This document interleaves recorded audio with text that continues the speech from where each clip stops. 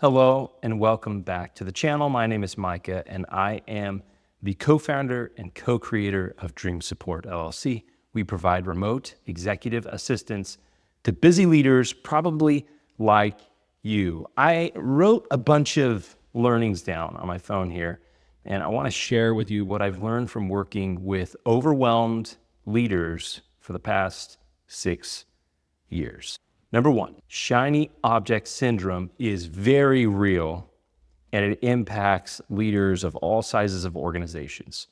Now, shiny object syndrome, if you're not familiar, is that thing where you find a new tool, where there's a new service, where there's something just new that's going to change the way you work. It's going to change everything about how you work, where there's a new gadget, or there's a new technology or a new app, and you're just sure that this is going to change everything. And so you sort of divert your team's attention and say, hey, listen, we're going to transition to this system. We're going to move to this software. And sometimes that can be really frustrating to your team. Working with your executive assistants, I know because I get questions at least weekly from assistants who are like, when should I speak up and say this is a waste of their time? And I always tell them a few things. I tell them, number one, it's okay to waste time because time is never wasted, it's invested. And so the time invested in discovering and researching new products or services and in maybe even trying out new things, a lot of times, they may not work out, but there may be a time when it does. Let me give you an example. And this is like a real life example from my life. My wife loves to rearrange furniture. She just loves it. She when she gets stressed, like, rearranging furniture is part of how she solves that stress, how she releases that stress. Now, it stresses me out, right? And in this scenario, I am her support, right? She would like my support in helping to move things so we don't scratch the floor and different things like that. But when she goes into rearrange mode, it arises in me this feeling of, we have it perfect right now. Why would you change it? And this may be what your assistant thinks. We have it perfect right now. We've worked on this system. We have, moved this chair in this corner and this over here. And if you just move one thing, it's going to disrupt all the things. Well, I get that too, working with my wife and rearranging our furniture at home. But I've learned that it is the best support I can offer just to say, okay, what do you want to try? Because if I start coming up with the excuses and telling her why it won't work, it's going to take up brain space for her. And she's going to start thinking about that. She won't be able to stop thinking about that. And then I'll find her in the middle of the night moving the stuff herself just to see. And I could be right. I could be right that won't fit there, that the chair won't fit there, that the couch won't fit there, that it won't work. The flow won't work together. But it doesn't matter if I'm right because she needs to see it. And I'm wrong sometimes. So let's just get that out there too. I'm wrong maybe more than sometimes.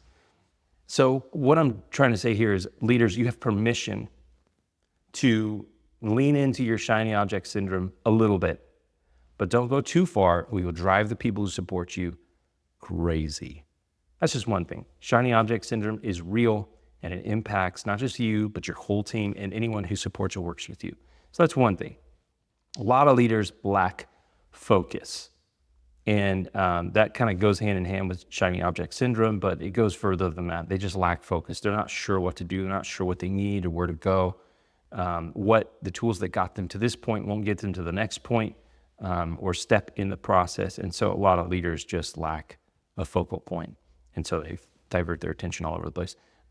Lack of proper support. A lot of leaders don't have the kind of support they need. My recommendation is that you don't reach max capacity on your own. So if you're a solopreneur or entrepreneur, even if you're not, and you are utilizing 80% of your capacity, that is the point in which you need to stop adding things to your plate and say, who else can I bring along to relieve some of this so that we can take on more? You can't take more on if you're at 100%. And if you wait till you're 100%, you won't have any percentage left, any margin left to help train or offload some of your responsibilities to somebody else. So stopping at 80% and saying, oh man, I need to utilize this last 20% to getting help, to getting more support so that I can offload some of what I'm doing to them and we could grow together. that is a better thing. So every time you hit 80%, stop, ask yourself, how can I get some more support? Or maybe you need just to eliminate some stuff and focus. That's another thing that I learned. Another thing, when you're following up with people, when you have delivered something, when you've created a service, a product, and you have customers, you have clients, or even you're following up with prospects, the last mile, the extra mile is empty. Nobody's doing the extra mile. It's not crowded, and it's an opportunity for you to stand out. Never stop serving until the finish line. And even then, after the finish line, you can serve people even beyond that. I think there's a lot of ways to do that. You get what I'm saying. How about this? A lot of leaders have too many big initiatives. Like they start a lot of things, but they don't finish them, or they don't bring them to completion. A lot of leaders leave these things hanging out there. There's like low-hanging fruit or investments they've made, and they don't actually fully utilize them. That's a thing that I see in a lot of leaders. Not enough follow-through for sure. And going hand in hand with that, a lot of people leave open loops. If you've consumed any of my content before, you know that I advise that you close every open loop. If there's a conversation that was started, if there was a comment made in passing, if there was a connection you promised to make or you mentioned, if there was a resource you said you would send to someone, if someone had a question or they said, hey, I want to talk to you in 6 months, or if somebody is just really hard to get a hold of, but you know that it'd be a valuable conversation, you just don't stop. Just continue to close those open loops, because those open loops remain. And when you close them consistently and completely, then you know, and people know, they can trust you, that you'll do what you say in the time frame you say you'll do it. And if you can't, you will let them know. That will set you apart. Another thing is that considering loops, a lot of leaders consider it their job to create open loops in people's minds and leave them hanging. I think it could be your job, it could be part of your job to create open loops in people's minds. I wonder if he could help me. I wonder if Micah could help me with this. I wonder if he could have a solution for that. Yeah, that's part of the job. But the second part, the part that people don't do, is actually continue to have that conversation and actually try to close that loop with them. So creating open loops is a great way to create interest. It's important. You got to have open loops to close them, but don't forget to close them. How about this one? Great leaders, the ones who fully utilize their assistants, view it as an investment, something that they are investing in, and they are continually communicating with that person and offering them more responsibility and offloading more and more things and finding new use cases for them. And the ones that struggle are the ones who view it as a cost only. I know it's a cost, but they view it only as a cost, and they don't expand that trust.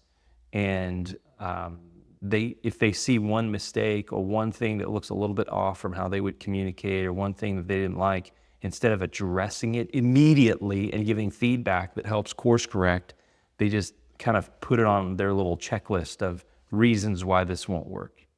And if you're creating a checklist of reasons why this won't work, guess what? It won't work. But if you are creating feedback loops and you are working well with this person, you're communicating consistently, you are considering them a part of your team, not just some service that does a checklist, but a part of your team, and you're including them in conversations.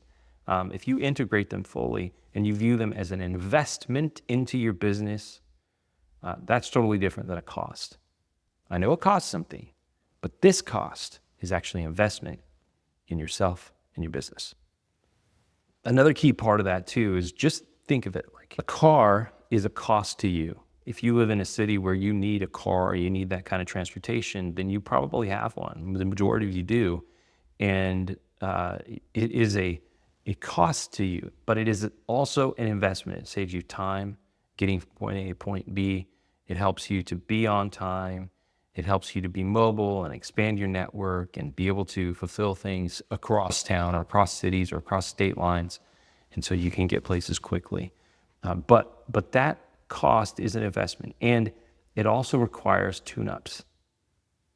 And working with an assistant or anybody on your team requires tune-ups. You need to recalibrate from time to time. That means to revisit what it is they're doing, to evaluate how it's going, and to provide feedback so that you can move forward together in a better and more cohesive, unified way.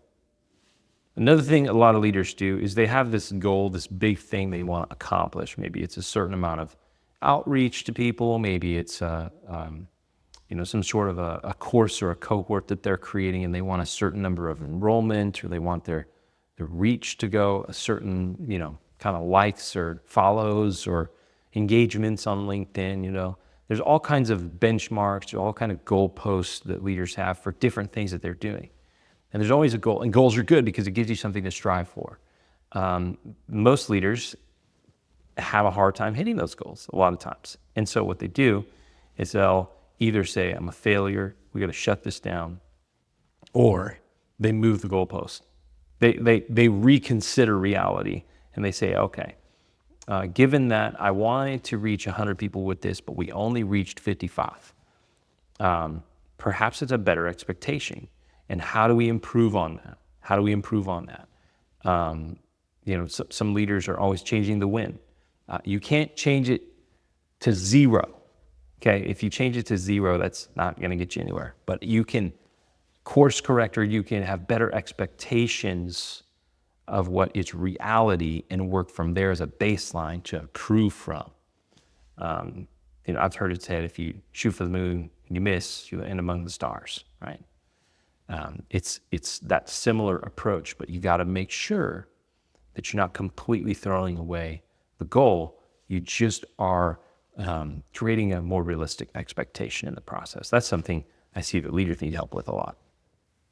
Well, these are just some things that I thought of as I was on the plane flying out here to Phoenix this week. And I was coming to a conference called the Excel Leadership Network conference. It works with church planters, and all the speakers had these things I learned from sort of subject matter. So really, I started thinking about what are some things I've learned from working with very busy leaders over the past 6 years. And these are just some things that came to mind while I was on the plane. So I hope it was helpful to you. If it was, forward it to a friend. That's probably the best thing. Forward it to a friend who you think would find some value in it.